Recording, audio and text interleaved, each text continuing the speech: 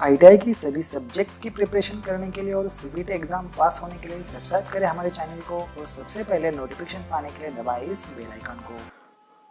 नमस्कार दोस्तों, स्वागत है आप सभी का यूट्यूब पर और आप लोग देख रहे हैं यहाँ पर आईटीआई अपडेट्स। तो गाइस यहाँ पर देखिए आईटीआई का जो फर्स्ट ईयर का प्रैक्टिकल होने वाला है कल यहाँ पर 1 अगस्त को उनके क्वेश्चन पेपर्स हमारे पास आ चुके हैं।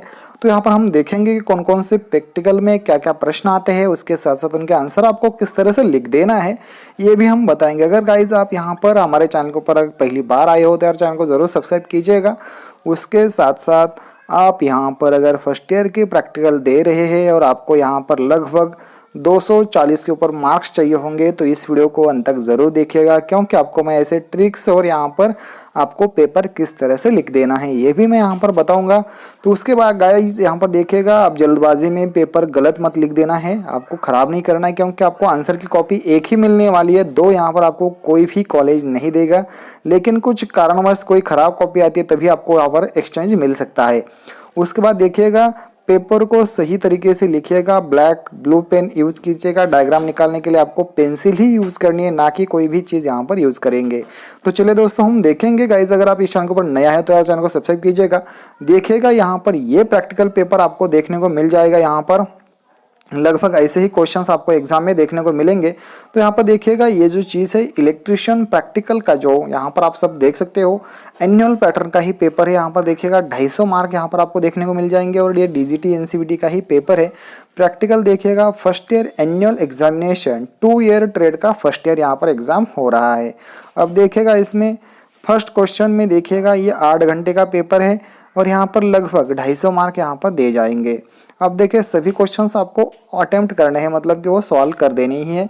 अब देखिए फर्स्ट क्वेश्चन में क्या आया हुआ है, देखिएगा measure specific gravity of battery and voltage with load using appropriate instrument का यूज़ करते हुए आपको बैटरी की वोल्टेज एंड स्पेसिफिक ग्रेविटी आपको क्या करना है, मापना है, वो किस तरीके से उसको जांचना है, उसको क्या क्या चीज़ें कर देनी है, ये भी हम यहाँ पर देखेंगे।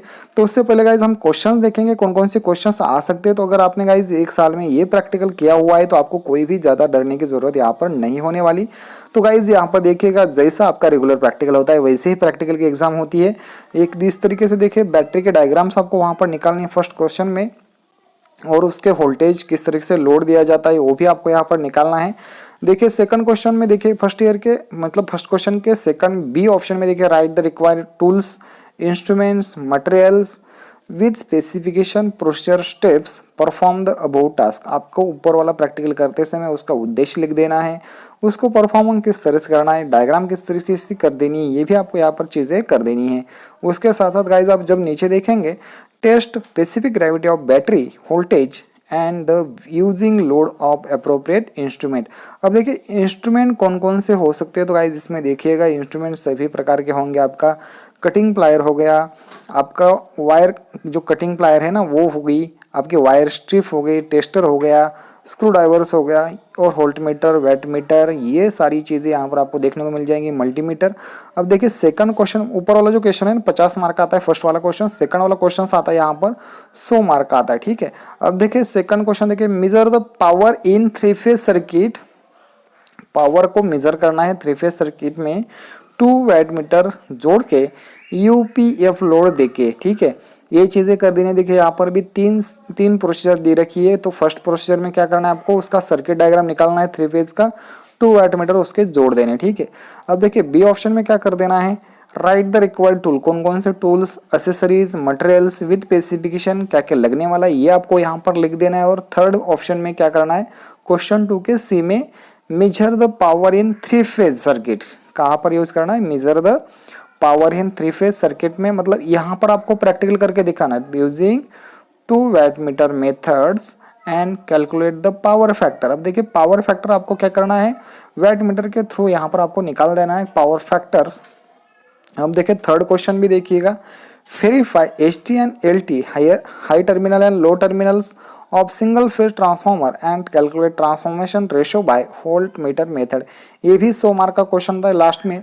तो यार गाइज यहाँ पर देखिए इस पेपर में कहीं पर भी वाइवा लिखी हुई नहीं है। तो गाइज आपको आईटीआई वाले तंग करते हैं वाइवा लेके, तो कहीं कहीं प्रैक्टिकल में वाइवा होती ही नहीं है। लेकिन अगर आपको कॉलेज से प्रैक्टिकल लिख के दिया जाता है तो आपकी वाइवा 100% ली जाती है, क्योंकि वो अगर आपको हेल्प कर रहे हैं तो वो आपकी अलग से एग्जाम लेते हैं, क्योंकि उसी के ऊपर ही आपको यहाँ पर एग्जाम दी जाती है। अब देखिए यहाँ पर देखिए फर्स्ट क्वेश्चन में आपको डायग्राम कर निकाल देना है, सब सही से निकाल देना है, लिख भी देना है। सेकंड में आपको क्या करना है, इंस्ट्रूमेंट टूल्स ये सारी चीज़ें, कंज्यूमेबल मटेरियल क्या क्या लगता है ये लिख देना है।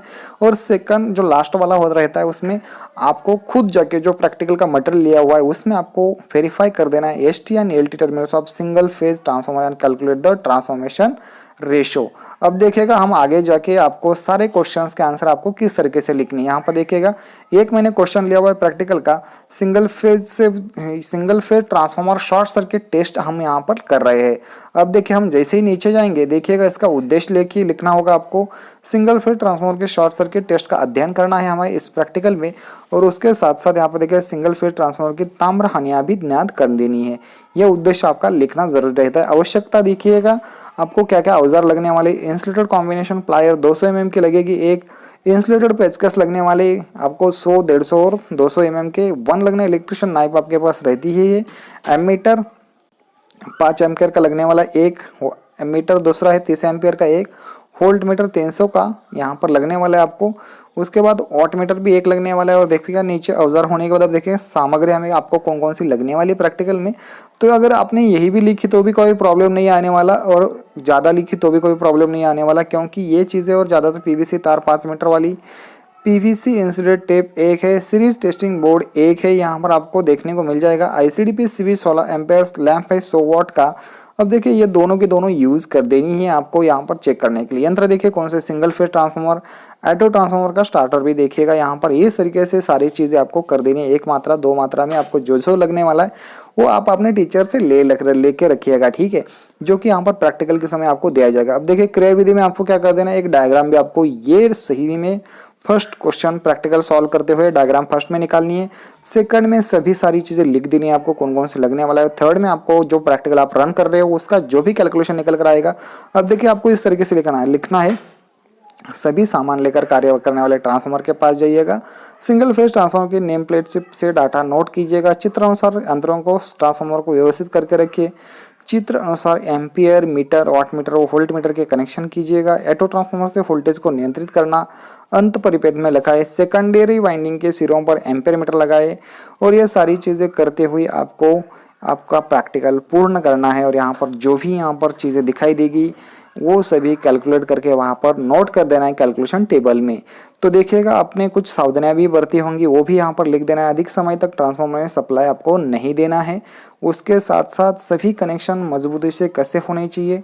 यहाँ पर देखें निष्कर्ष, सिंगल फेज ट्रांसफार्मर के लघु परिपथ जांच को सफलतापूर्वक यहाँ पर चेक किया गया है। अब देखिएगा गाइस इस तरीके के क्वेश्चंस आपको देखने को मिल जाएंगे। और उसी के साथ साथ और भी अगर कोई चीज़ आती है तो ज़रूर हम आपको यहाँ पर बताएंगे। और उसके साथ साथ जो सिंपल यहाँ पर टीचर आपको यार गाइस यहाँ पर हेल्प कर ही देते हैं हर ITI कॉलेज में, हर प्रैक्टिकल में। आपको कुछ भी यहाँ पर एक बात बता दूँ, आपको पहले पेपर ख़राब नहीं करना है, ये भी एक ध्यान रखिएगा, ठीक है। उसके साथ साथ आपको और चीज़ें ये है कि आपको हेल्प ज़रूर की जाएगी, तो ध्यान रखिएगा। और लगभग आपके मार्क्स भी यहाँ पर 48 आवर्स में ही अपलोड किए जाने हैं, तो ये भी एक चीज़ ध्यान रखने वाली बात है। तो गाइज अगर आपको हमारी वीडियो अगर पसंद आते हो तो इस टाइप्स के वीडियो अगर आपको देखने हैं तो यार प्लीज़ चैनल में को सब्सक्राइब कीजिए। और डिस्क्रिप्शन में टेलीग्राम का लिंक दिया गया है, वहाँ पर आपको इसकी PDF ज़रूर मिल जाएगी। तो चलिए दोस्तों मिलते हैं नेक्स्ट में, तब तक के लिए बाय, जय हिंद जय भारत।